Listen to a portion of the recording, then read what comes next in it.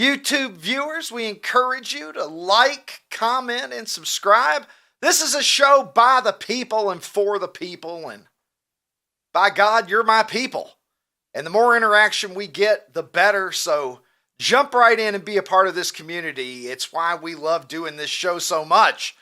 On today's program, was that the worst halftime show ever? I'm going to have to get Ronnie T-Shirt's perspective on that. And Donald Trump, I don't know, he needed something to do from inside the Superdome, so he just sends out a message that maybe we're going to do away with the penny. I don't know. I think I'm in favor of that, but let's start with today's headline in this country, and that is, ding dong, the Kansas City Chiefs dynasty might be dead. Dead for at least 1 year anyway. The Philadelphia Eagles absolutely curb stomped Patrick Mahomes, Andy Reid, Travis Kelce, the Swifties. Everybody is still feeling that one from last night. Nothing against the Chiefs. They are a historically great team. But this is the second curb stomp loss they've taken in the Super Bowl. Never happened to Belichick, never happened to Brady. Say what you want. This should end the Patriots or Chiefs conversation that we've been hearing so much about in the lead up to this. The Chiefs obviously going for a three-peat. That's never been done in the Super Bowl era. They would have stood alone in that context had they won, but boy, did they not win. Kansas City Chiefs didn't just lose. They got a foot put up their hind end last night. At one point, the score 24-0 Philadelphia, and at that time, the Kansas City Chiefs had 14 yards and 1 first down. It's never a good thing when the other team has more points than you have yards, and it's especially not a good thing in the Super Bowl. The Eagles' defense came out looking like the 1985 Chicago Bears. That first half of defense from Philadelphia Eagles was vintage. You could put it up with any defense that you've ever seen. Steel Curtain, it was worthy of that. 85 Bears, it was worthy of that. 2000 Ravens, it was worthy of that. They did not blitz Patrick Mahomes one time in that game. I had Ed McCaffrey on this program last week from the Super Bowl down in New Orleans.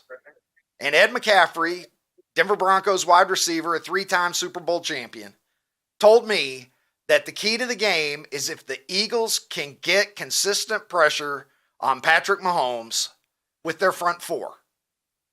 If they can get heat on Mahomes without having to blitz, changes everything. And they did it all night. 42 times Patrick Mahomes dropped back. The Eagles never blitzed him once. He's the 6th quarterback in the history of the Super Bowl. Only 6 times in 59 games. And that's 2 quarterbacks a game. So you got 118 opportunities here if you want to do the math. Only 6 out of 118 shots has a quarterback not faced a blitz. 0-6 in the Super Bowl. And let me tell you something. Patrick Mahomes felt like he was getting blitzed because they were all over him. They were on him like stink on you know what.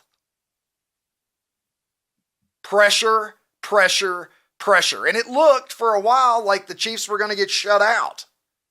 That 22 points that you're going to see in the record books is deceptive.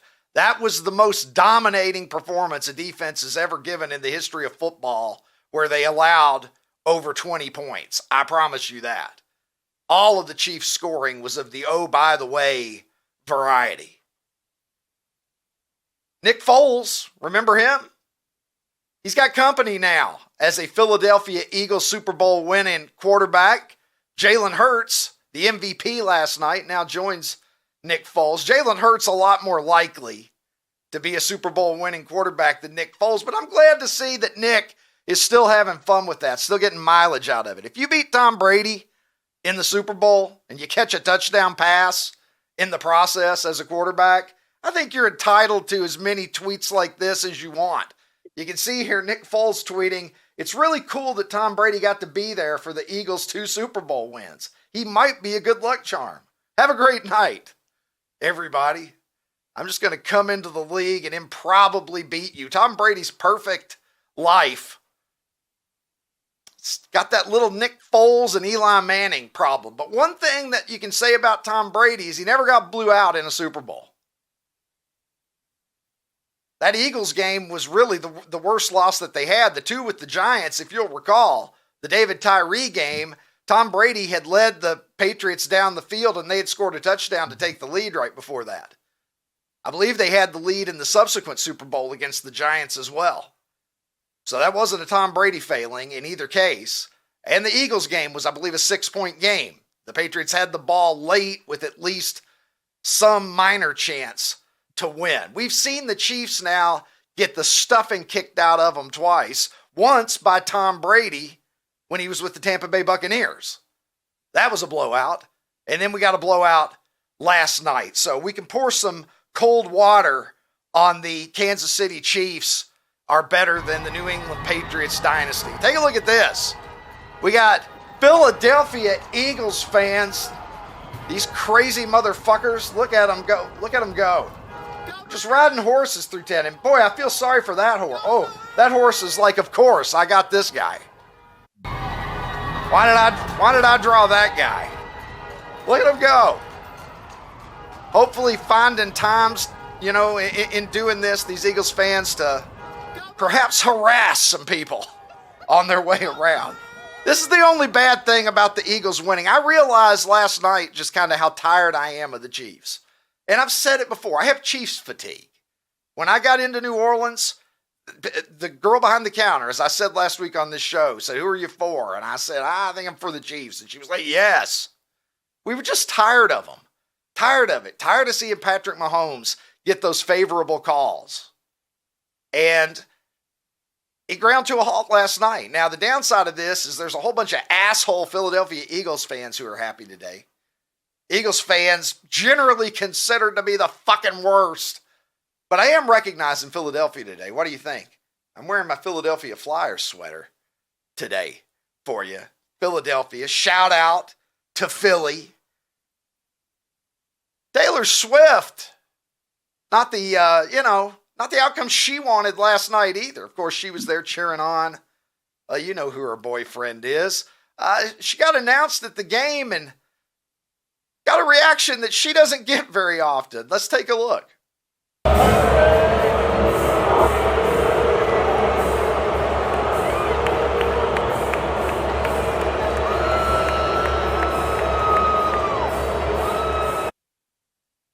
You see that look?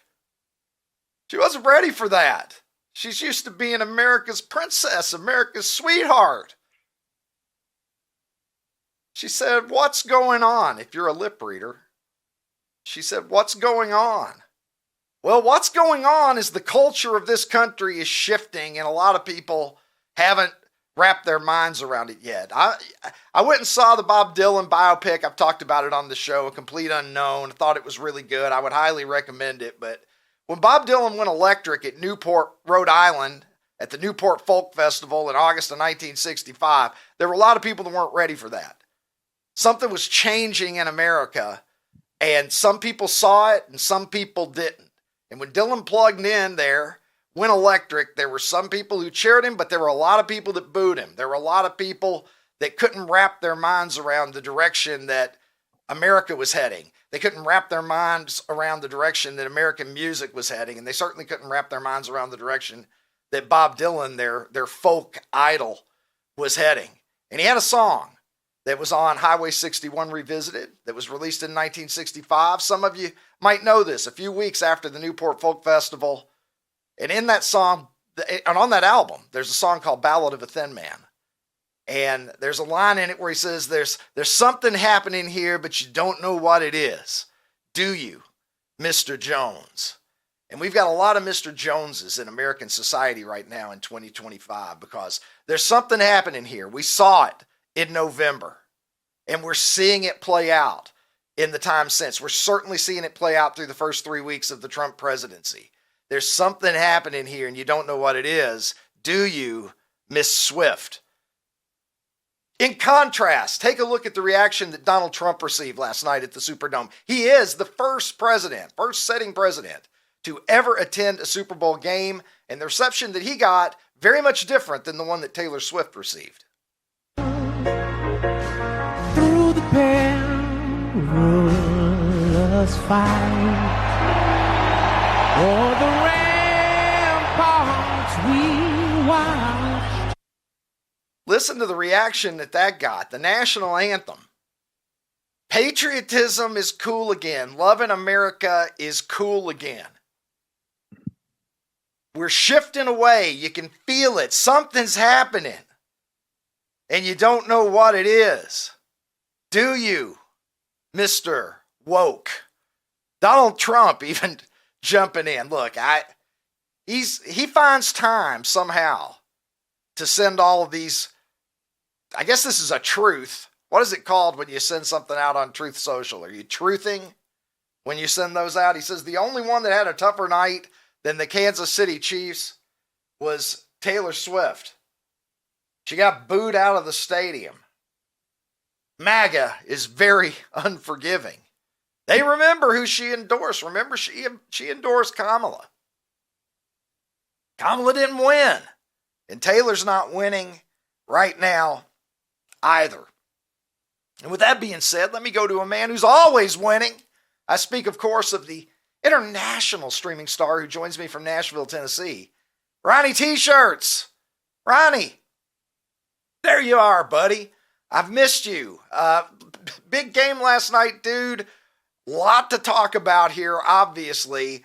What were your thoughts, first of all, on the way that the Philadelphia Eagles came out and just laid the wood to the Kansas City Chiefs in the first half? It was pretty obvious to me. I texted you. I texted a bunch of my friends, a couple different text threads that I'm on, and I texted the exact same thing to everybody. I said over when it was 17-0. And a couple people texted back, well, that's not true. Patrick Mahomes was on the other team. You can never say it's over with Patrick Mahomes. And I said, nope, over.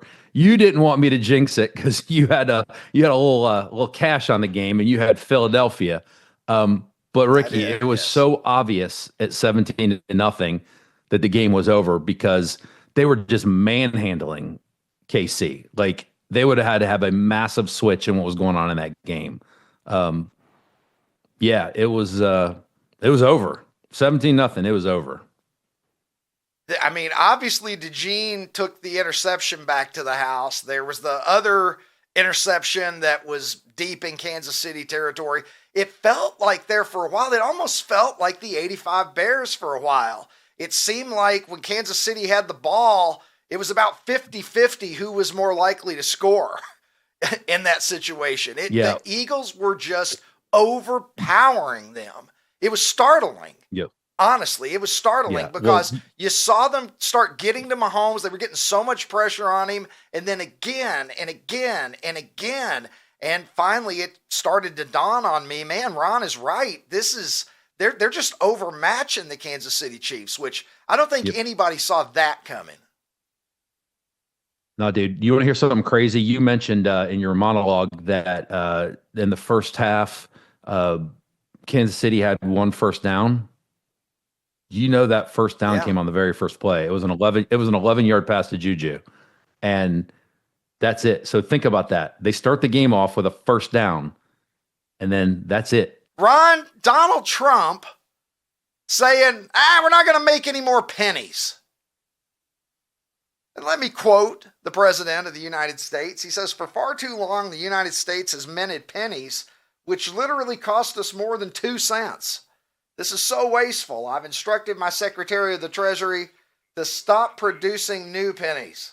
Let's rip the waste out of our great nation's budget, even if it's a penny at a time. And this came out during the game. So I don't know if he was sitting up there cranking that out at halftime or what he was doing. But let me tell you, I'm all in favor of it. I've said it before, Ron. When I went to Canada for the first time, a little over 10 years ago, I didn't realize that they had abandoned the penny up there. And so, like, if you go to McDonald's or whatever and they say that it's $10.53, they just round it up to 55. If it was $10.52, they round it down to 50.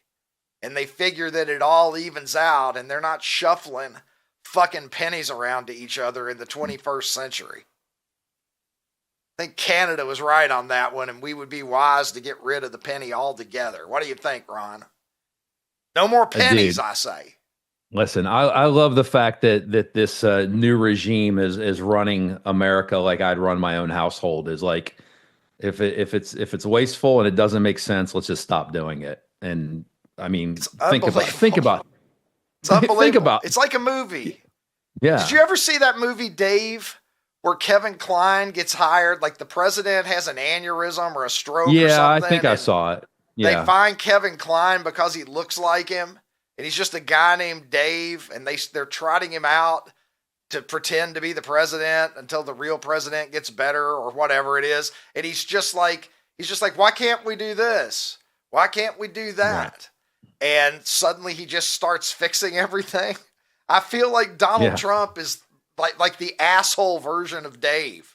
He's just like, yeah, maybe I'm kind of a dick, but why don't we just fix this, and this? It's like he's walking into a house that's in horrible disrepair, and he's just going to fix everything.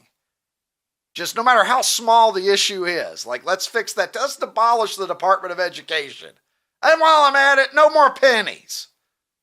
And let's fix this. And I don't know. It's incredible. I will say this, and I know it's driving a lot of lefties crazy. And Trump derangement syndrome is spiking in a lot of places in this country. But leaving just partisanship out of it entirely. Ron, I have never in my life felt like I've seen the federal government actually working like the last 3 weeks. No matter who was in power, it always felt like there was just this morass, and you can't get anything done really. And you bring in your party, and they're not really that much different than the other party or the person you voted for. No matter what they said, they get in there and they don't really do most of it, and nothing really changes. I'll tell you what, this is the ultimate elections have consequences moment in my lifetime.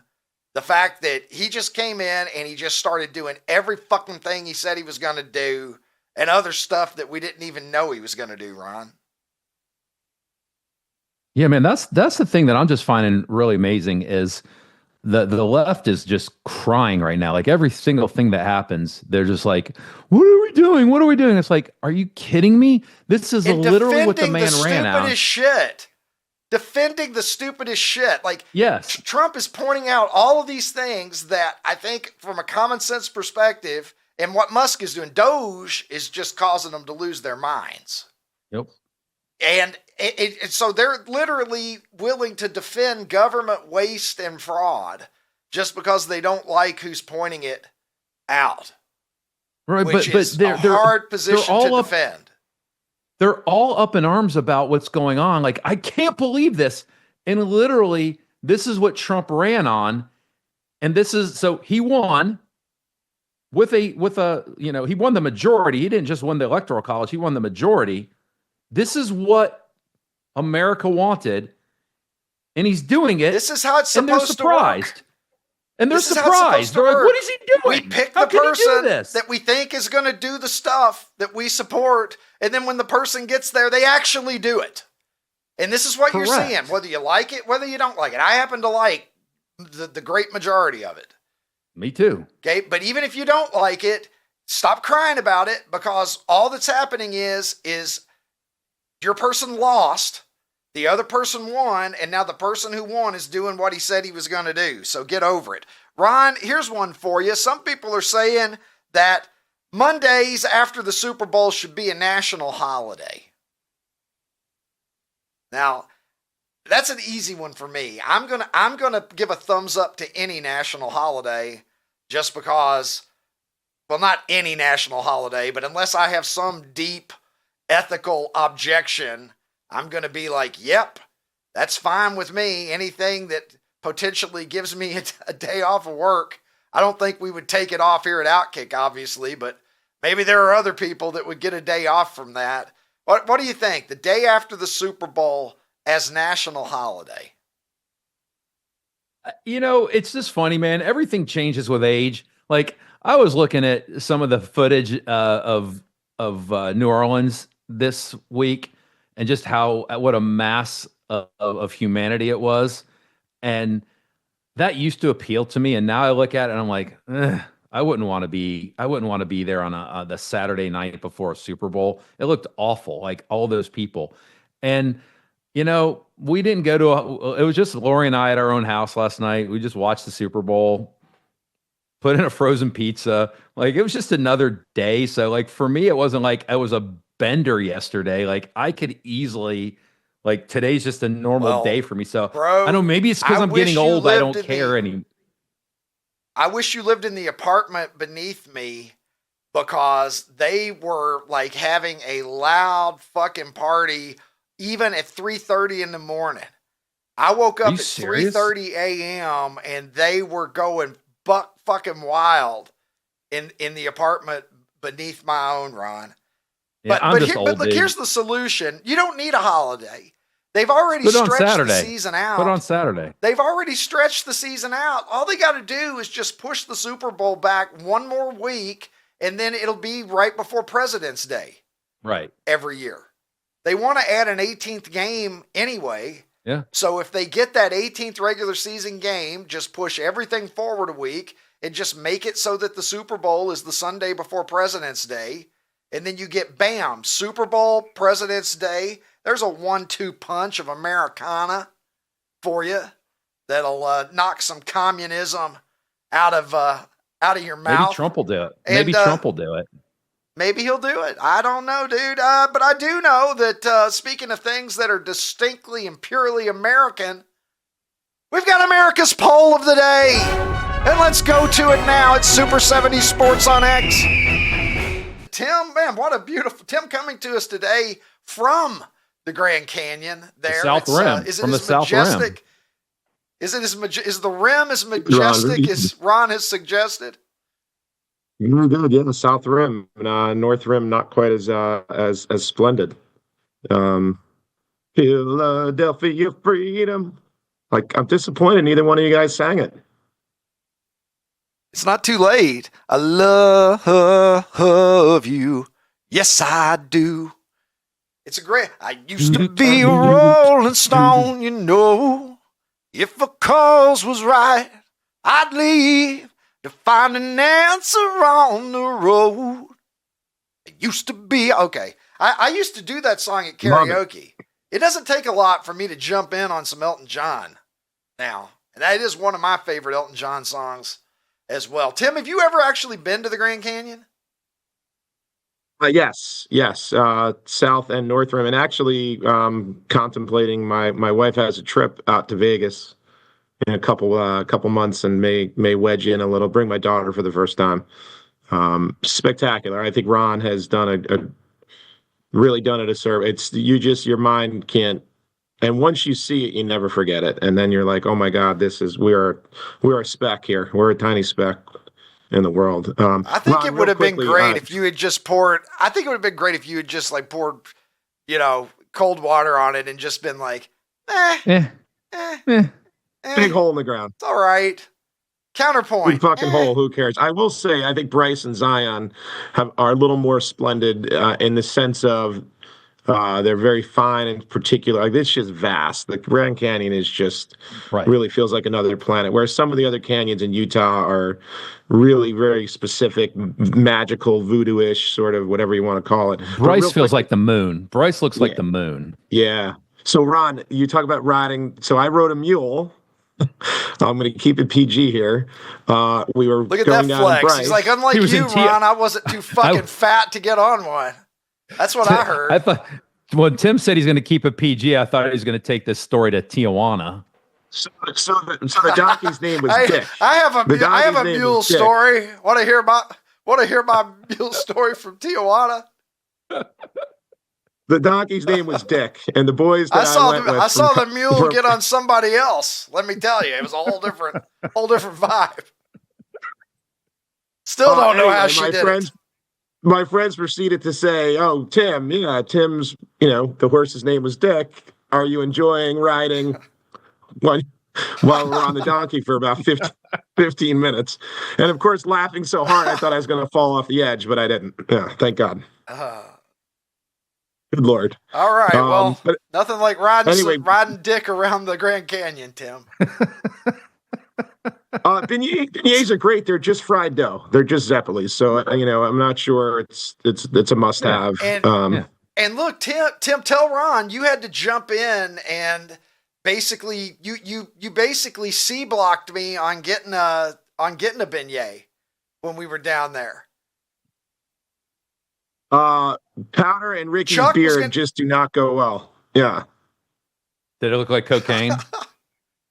Well, we'll never know because Tim correctly surmised that I probably didn't need to grab a beignet during a break in the program. Although, it was during the program. Okay. Yeah.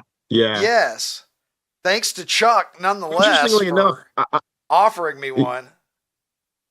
Too sweet though, Ron. Too sweet for me. Like I love everything with coffee. I would not want a beignet with coffee. I usually need a pastry or something with a cup of coffee, but I'm glad I did it. But yeah, I'm not lining up for beignets next time we're there. The only local flavor food that I had while I was there was I had a crawfish beignet. You know what those are? I did have a beignet, but it was of the crawfish variety. I didn't even know that's what it was when I ate savory. It was savory? How interesting. I've never heard of that. Yeah. It was an appetizer. Clay took a bunch of us out to dinner at Dickie Brennan's down there in New Orleans. Thanks, Clay, for a wonderful dinner. And one of the appetizers was something I didn't recognize, but it looked good. So I tried it, and later I was informed that I had a crawfish beignet, and I would recommend. It was good. So, what are we voting for here today, gentlemen? I guess Ron has already indicated it's going to be the Grand Canyon. I would assume, Ronnie. Oh, Runaway.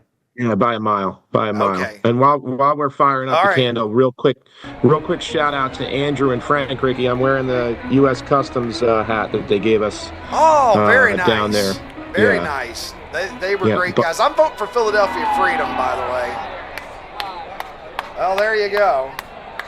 Walmart just above the Mendoza line. The Grand Canyon, as you predicted, Ron, complete runaway. Beignets get 25% because, again, my audience likes to eat, and anything that involves tasting good is not going to get completely destroyed in these polls. And then Philadelphia Freedom coming in third place there. So, Ricky, really quick before I go there here. You have that.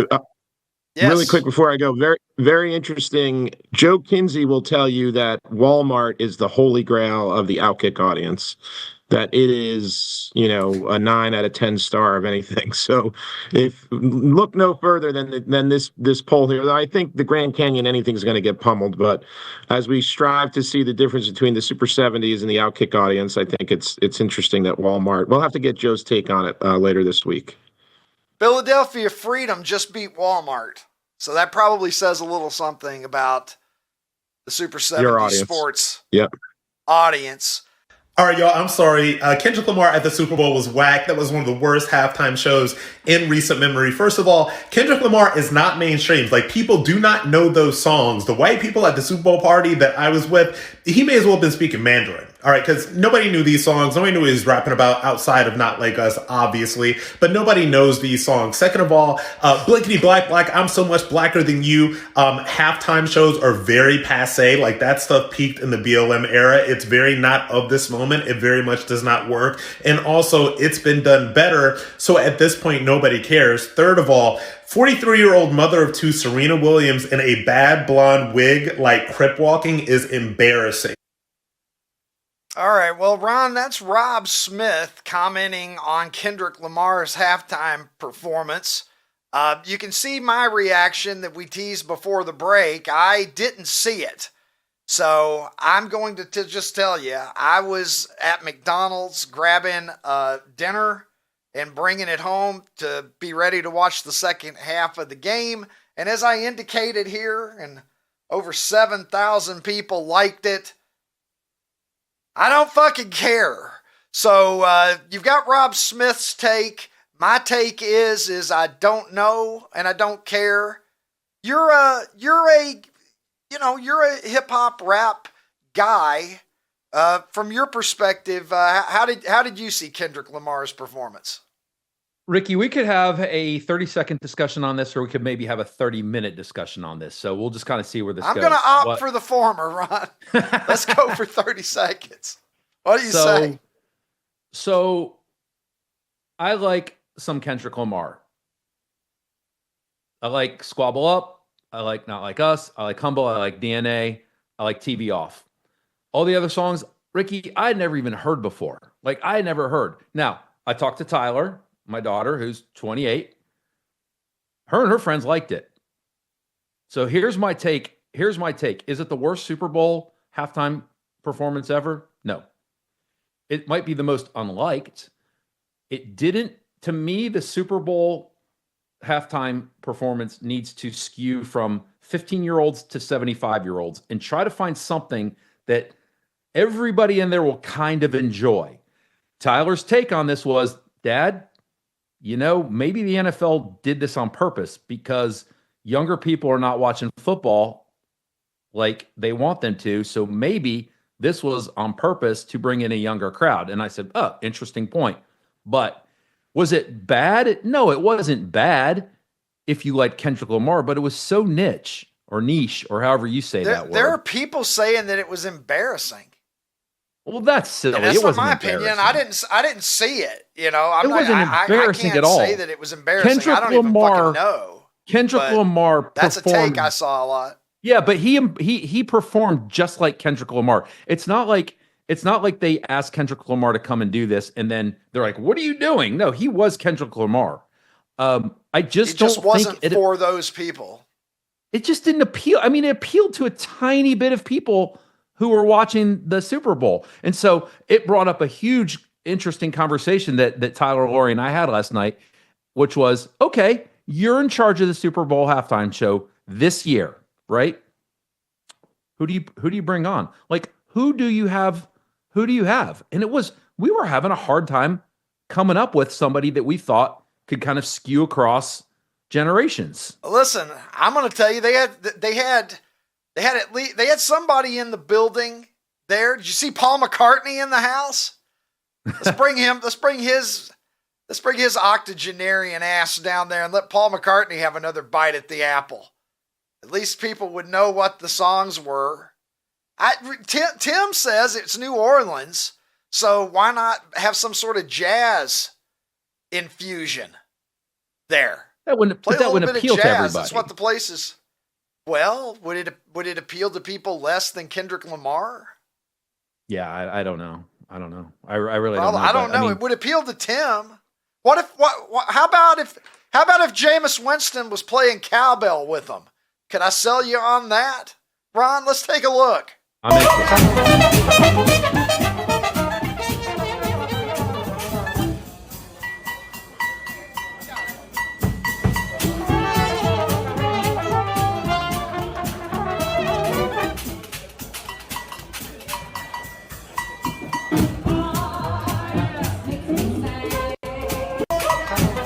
Let's just keep playing this on a loop, Tim, just for the next couple of minutes. Look at Jameis just having the time of his life. Play that cowbell, you sweet bastard. I got a fever, and the only prescription is more Jameis Winston cowbell. He's kind of crushing it, isn't he?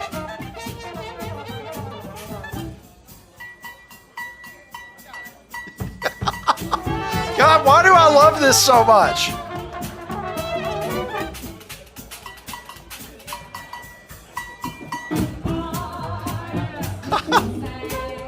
Oh, he's a national treasure. Tim said he's watched this like 40 times.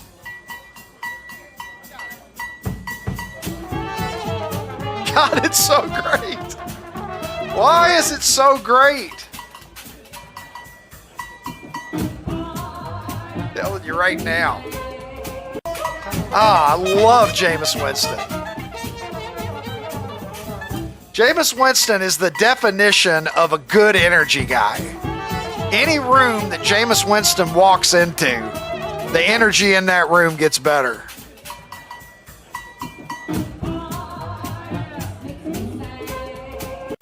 I don't know, man. I think I'm in favor of this. Ron, what do you think, man?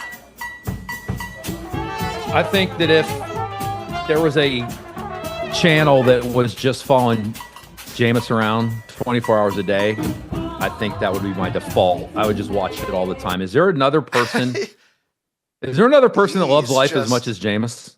Who loves life more than Jameis? He just brings the good energy, the vibes with him wherever he goes. We saw him down at Super Bowl week walking around and coming up. He was talking to Terry Bradshaw. I was standing, 10 feet away from Jameis and Terry Bradshaw. And it's just, Jameis just radiates this just vibe. I don't know what it is. He's just one of those people who has loves that life, certain man. He je ne loves sais life. quoi, I believe, is what the French call it.